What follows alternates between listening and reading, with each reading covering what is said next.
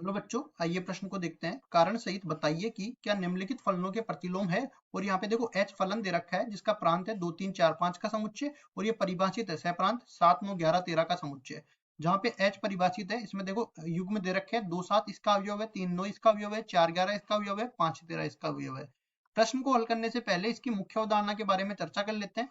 मुख्य अवधारणा तो इस तरह से समझो क्या कि मान लो कि f कोई फलन दे रखा है जो कि a से b में परिभाषित है। यहाँ पे a जो है वो प्रांत को निरूपित करता है, मतलब x के मानों का समुच्चय जिसके लिए fx परिभाषित हो, और b सहप्रांत को निरूपित करता है। इसके अलावा एक जो है अपने पास और पद होता है परिसर। परिसर fx के मानों का समुच्चय होता है जो प्रांत के मतलब x के मानों को रखने पर मिला है। अब इसके बाद देखो आगे बढ़ते हैं और बताते रहते हैं कि fx अगर मैं बोलूं fx प्रतिलोम, fx का प्रतिलोम निकालो, fx का प्रतिलोम परिभाषित हो, इसके लिए आवश्यक है ये दो शर्तों को संतुष्ट करना चाहिए। पहली शर्त ये है कि ये एकेकी होना चाहिए, और दूसरी शर्त ये है कि ये आच्छादक होना चाहिए। अब देखो दोनों शर्तें कैसे होती हैं वो मैं बता देता हूँ। यहाँ पे देखो पहली शर्त अपने पास आसान होती है, आच्छादक। आच्छादक के लिए हम लोग ये चेक कर लेते हैं कि इसका जो परिसर है वो सहप्रांत के बराबर होना चाहिए। परिसर सहप्रांत के बराबर होना चाहिए। इसका देखो पूरा मतलब मैं इस तरह से समझा देता हूँ कि सहप्रांत में ऐसा कोई अवयव नहीं बचना चाहिए जिसका पूर्व प्रतिबिंब मौजूद ना हो। ठीक है। और दूसरा हम लोग एकेकी के बारे में बता देते हैं। एकेकी के बारे में हम लोग परिभाषा इस तरह से देंगे कि सहप्रांत के किसी भी अवयव के एक से ज्यादा पूर्व प्रतिबिंब नहीं मिलने चाहिए। तो लिखेंगे इसको सहप्रांत के किसी भी अवयव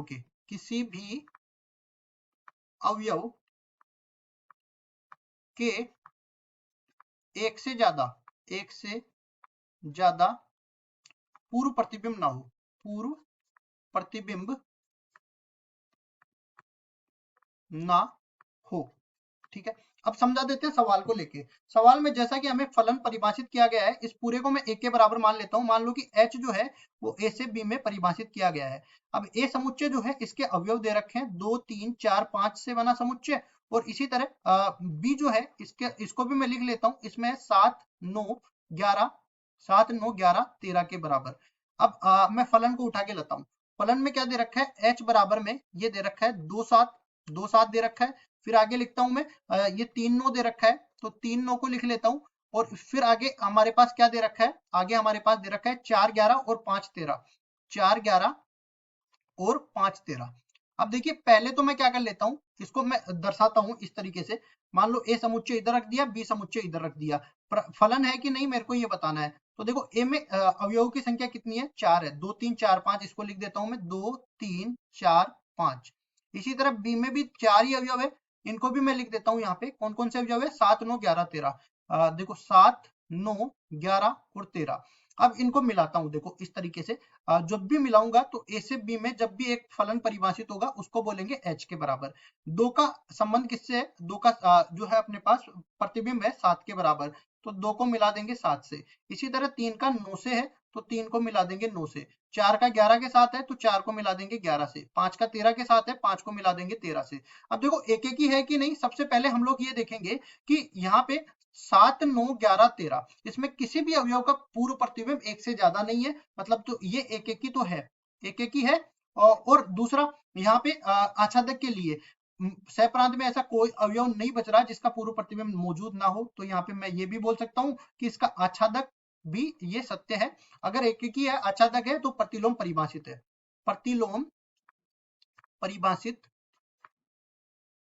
परिभाषित है। और देखो प्रतिलोम अगर मैं निकालना भी चाहूं तो इसको निरूपित कर देंगे H इनवर्स मतलब H के प्रतिलोम से, और ये बराबर आ जाएगा। यहाँ पे देखो ये जो युग्म है ना, इनके अवयव आपस में बदल जाएंगे। दूसरा पहले नंबर पे आ जाएगा, पहला दूसरे नंबर पे चला जाएगा, तो ये बन जाएगा 7 2। और इसी तरह ये बन जाएगा 9 3, और इसी तरह ये बन जाएगा 11 4, और ये बन जाएगा अपने पास 13 5 के बराबर। जब भी हम प्रतिलोम निकालते हैं तो प्रांत जो है परिसर बन जाता है, परिसर इसका प्रांत बन जाता है। तो अब क्या करेंगे, अभी मेरे को अगर H इनवर्स निकालना है ना, H इनवर्स अगर तो B से A पर जाना पड़ेगा। ये अपने पास H इनवर्स है, तो 7 का प्रतिबिंब 2 हो जाएगा, 9 का प्रतिबिंब 3 हो जाएगा, 11 का प्रतिबिंब 4 हो जाएगा और 13 का प्रतिबिंब 5 हो जाएगा। ये अपने पास H इनवर्स आ गया। हमें केवल इतना बताना था इसका प्रतिलोम परिभाषित है कि नहीं, तो ये परिभाषित है और कारण सहित हमने उत्तर इसका बता दिया है। आशा करता हूँ ये सवाल आपको समझ में आया होगा। धन्यवाद।